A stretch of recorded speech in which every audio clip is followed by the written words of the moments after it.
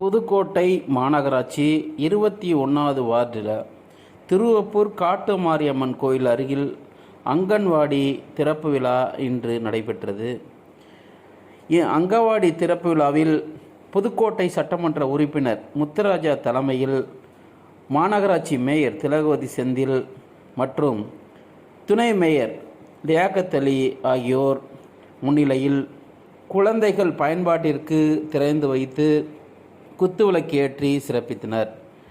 இந்நிகழ்வில் மாமன்ற உறுப்பினர் மெகர்பானு நிஜாம் மற்றும் பால்ராஜ், பொறியாளர் இப்ராஹிம், வட்டச் செயலாளர் செல்வராஜ், கழக நிர்வாகிகள் வட்ட பிரதிநிதி குமரன், அசாருதீன், ரமேஷ், ஆசாத், அரசு ஒப்பந்தக்காரர் தர்மா மற்றும் செல்லத்துறை மற்றும் பொதுமக்கள் கலந்து கொண்டனர்.